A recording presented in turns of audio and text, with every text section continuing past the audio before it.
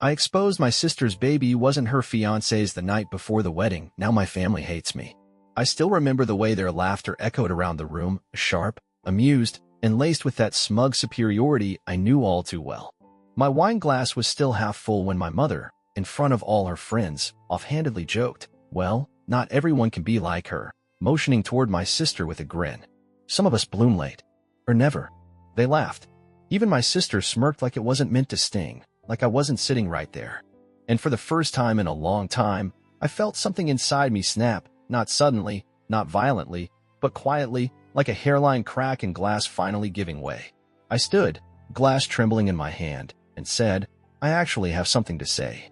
But before I take you to what happened next, before I explain why my mother hasn't called me in weeks, why my phone buzzes only with messages that begin with, 'I hope you're happy now,' I need to tell you how we got there. Because no, it didn't start with that rehearsal dinner.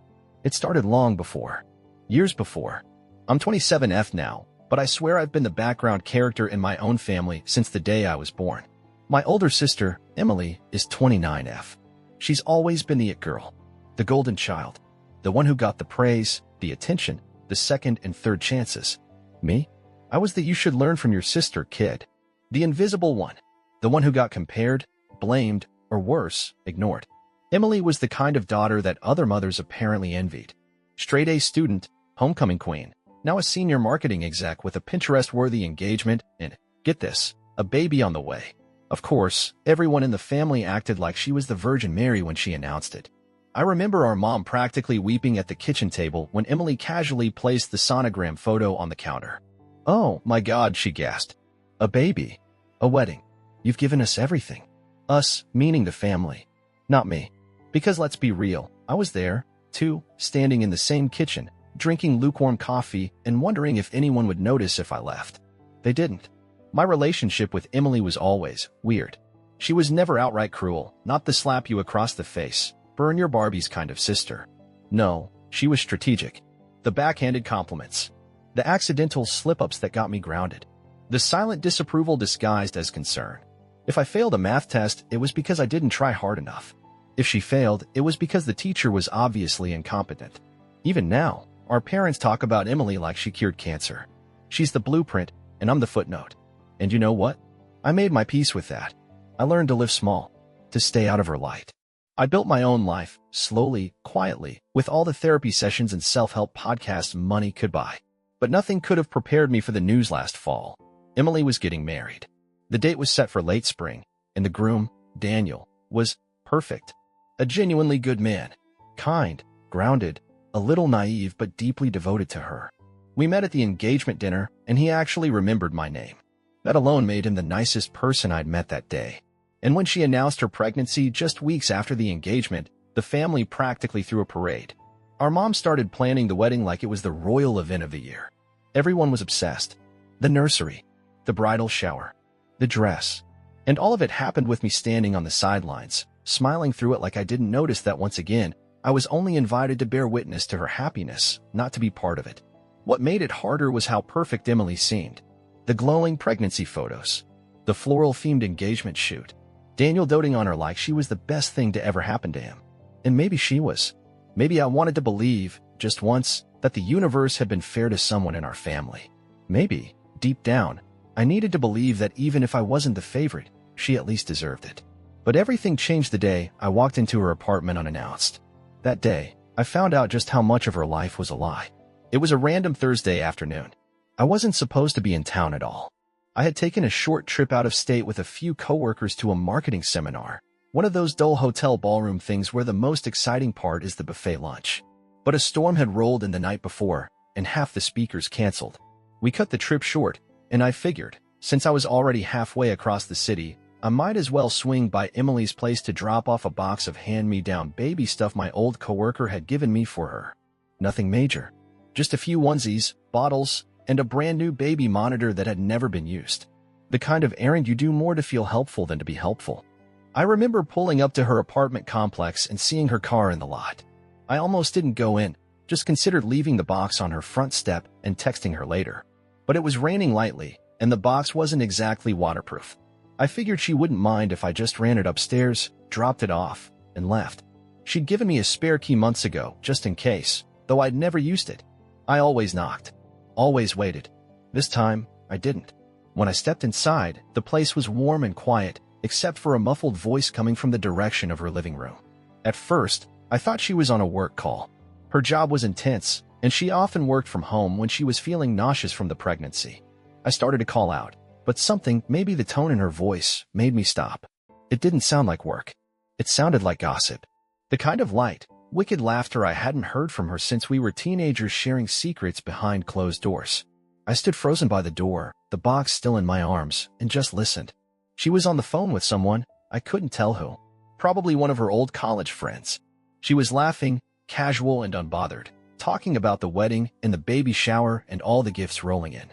But what made my stomach churn was when she joked about how lucky she was that no one questioned the timing.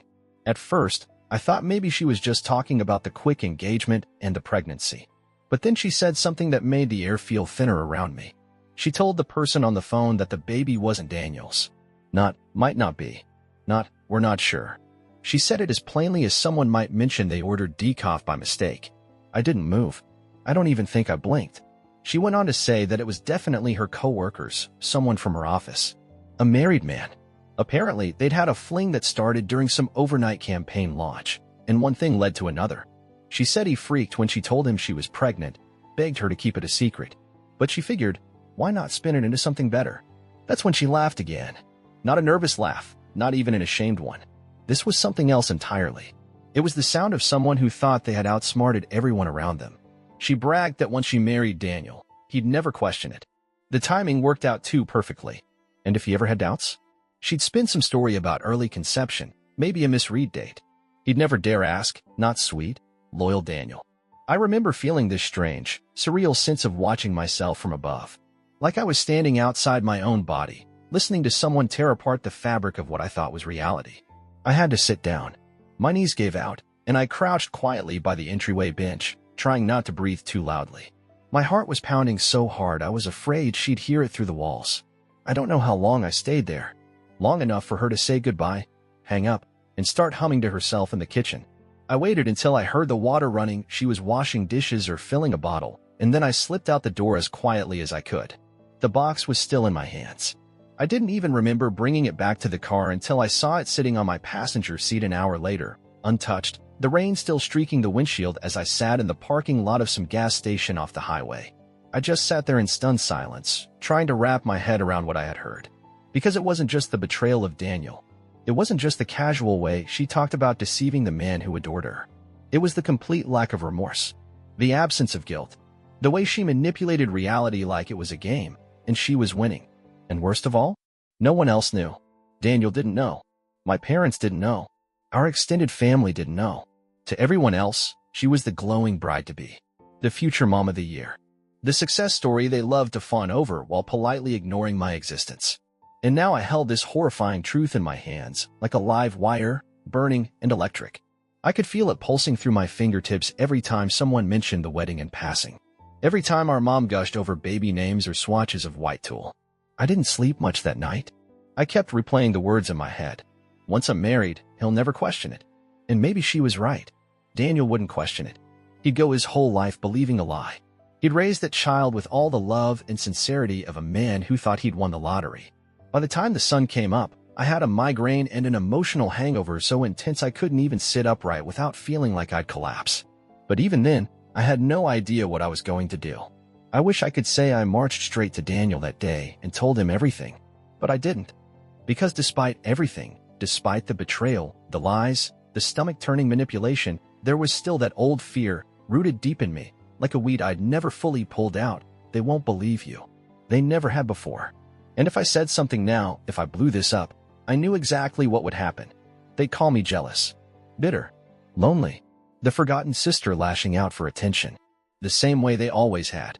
So instead, I stayed quiet, at least for the moment. But silence has its own weight, and secrets like this, they don't stay buried for long.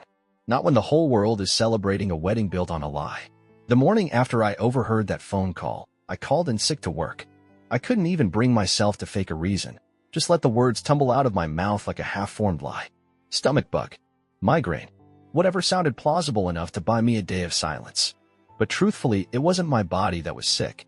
It was everything else. What was I supposed to do? I knew what Emily had done. I knew who the real father of her unborn child was. I knew she was lying to Daniel, conning him into a life he didn't agree to, using his love for her like a shield. And I knew I couldn't unhear any of it. But the idea of telling Daniel, of blowing up the entire wedding, the baby shower, the pretty picture-perfect narrative they'd constructed, felt impossible. I could already see the backlash playing out in my head like a bad movie I didn't want to watch again. The way my mom would furrow her brow and sigh, disappointed but unsurprised. The way she'd say something like, "Why can't you just be happy for your sister for once?" And worst of all, the look I imagined on Emily's face, not guilt, not even fear. Just that smug, confident smirk. The kind that said, "You tried this once before, remember?" And no one believed you then, either. I couldn't win.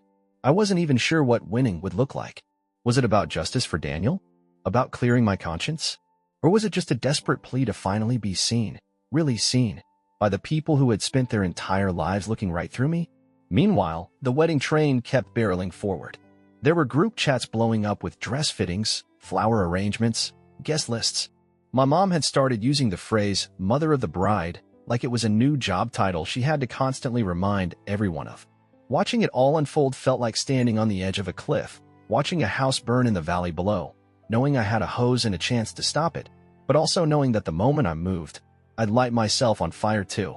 There's a moment just before a storm breaks, when the air gets so heavy you can feel it pressing against your skin, and you know something is about to snap. That's what the rehearsal dinner felt like. It started slow, harmless, even. A few jokes here and there, the clink of wine glasses, laughter that echoed too loudly in the high-ceilinged restaurant. We were seated at this long table that stretched across the room like some royal court. Emily and Daniel sat at the center, of course. She wore a soft cream dress that made her bump look intentional, almost staged, like part of the decor. Daniel looked like a man living his best life, relaxed, beaming, utterly unaware. I took the seat at the far end, not quite next to the kids' table, but far enough from the action that it was clear where I stood in the family hierarchy. Dinner began, and the casual cruelty started with it. My aunt leaned over to ask if I'd finally found an ice boy, the same way one might ask if I'd finally remembered to get my teeth cleaned. Someone else asked if I was still working at that little marketing thing like it wasn't a real job. When I told them I'd just led a campaign for a major tech client, they smiled politely, nodded once, and then turned to Emily to gush about how she used to be so good at graphic design in high school. Then the worst part, the speech circle. My uncle kicked it off with a toast about how Emily always brought light into her room, how Daniel was the luckiest man alive. The words were syrupy, rehearsed, and soaked with that particular brand of family pride I'd never seen aimed in my direction. Another aunt chimed in with how Emily had always been the mature one, and how she used to worry I'd never catch up. She meant it as a joke, apparently, because everyone laughed. Even Daniel chuckled, though he had the decency to look slightly uncomfortable about it. Then Emily took the floor. She didn't stand, just sat there with her hand on Daniel's, her fingers stroking his like she was marking her territory. She started thanking everyone for coming, talking about how this was the happiest she'd ever been. It sounded like a wedding speech, not a rehearsal one. And then she turned her eyes on me. She said something about how grateful she was to be surrounded by family, even if some of us took longer to come around. The table laughed again. I didn't. I stared down at my plate like it held the restraint I was rapidly losing. She kept going. She said she knew people were probably surprised she was the first one getting married, what with me being the older one in spirit, since I'd always been so independent. There was this exaggerated emphasis on the word, like it was code for lonely. Then came the final jab. She laughed and said that if I played my cards right, maybe I'd meet someone at the wedding.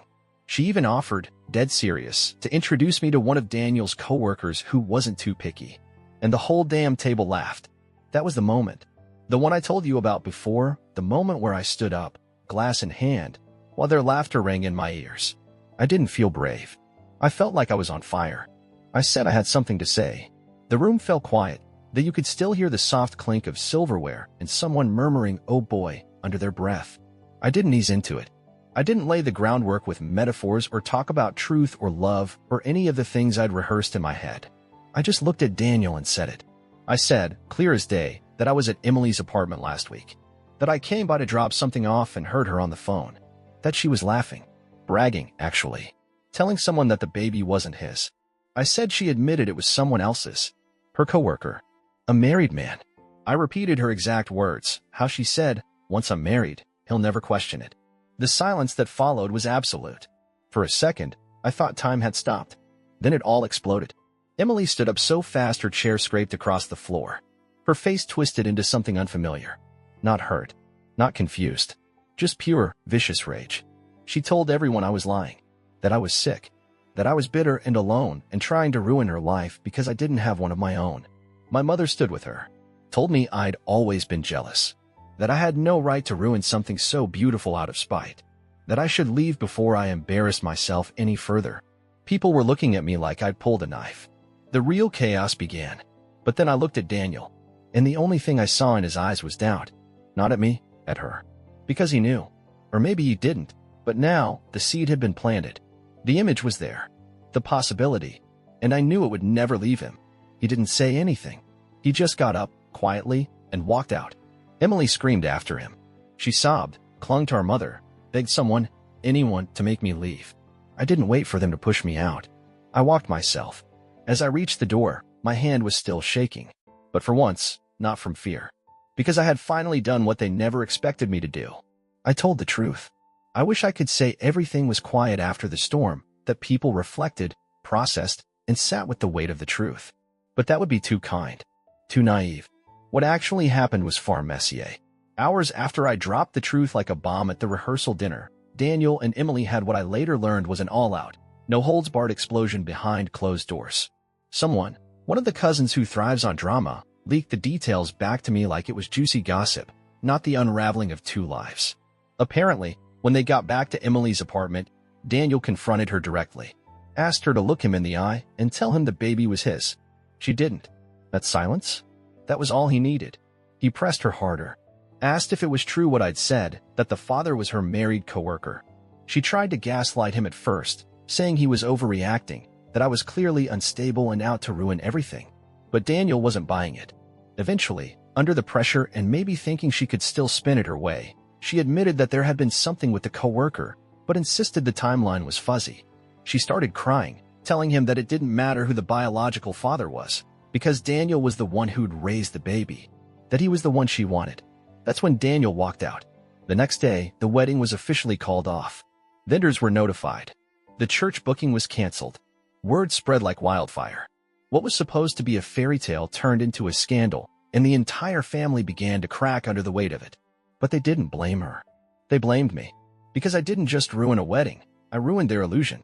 That same afternoon, I heard loud banging on my door. I should have known better than to open it. But I did. Emily was standing there, eyes swollen, hair wild, with our mother right behind her looking like she was ready to tear down the walls with her bare hands. I barely had time to speak before they barged in, screaming. My mom went first, ranting, pointing fingers, her voice at a pitch I hadn't heard since childhood. She shouted that I had no right to destroy Emily's future, that I was bitter, that I'd always hated my sister's success and happiness, and that this was just the culmination of years of envy. Emily screamed over her, sobbing dramatically. She said I humiliated her in front of her fiancé, her friends, her entire family. She called me heartless. A snake. She said she hoped I died alone with no one to ruin but myself. Then she accused me of taking something from her, as if I had stolen Daniel with the truth. Like honesty had robbed her of a fantasy she built on lies. I didn't say much. I couldn't. I stood there, stunned, watching two people who had spent years belittling me now tear through my living room like wild animals. There was no room for logic, no room for compassion, just rage. At some point, my mom slapped a glass of water off the counter. It shattered. Emily screamed at me to get used to being alone because I was nothing to this family now. I told them to leave. And they did, but not before my mother turned at the door and said, with complete and chilling clarity, that she never wanted to see me again. The door slammed so hard behind them that the frame shook. That was the last time I saw them. No one called to apologize. No one reached out to ask if I was okay. Instead, the silence settled in like a permanent fog. I heard through a mutual friend that Emily tried contacting Daniel a few days later, begging him to talk. He did not respond. Apparently, he'd already taken his things from her place and moved in with a coworker temporarily. She posted a cryptic Instagram story about rebuilding after betrayal. I guess that was her version of damage control. The rest of the family followed her lead. I was blocked from every group chat. My invitation to a cousin's upcoming baby shower vanished. Nobody wished me a happy birthday the following month. Even my aunt, who used to sneak me snacks at family dinners when I was little, stopped liking my posts. I had become the villain, the truth teller, the disruptor, the one who couldn't just keep her mouth shut. And for a while, I wondered if maybe I should have kept it shut. But every time that doubt crept in, I remembered Daniel's face. That flicker of betrayal and realization when I told him what I'd heard.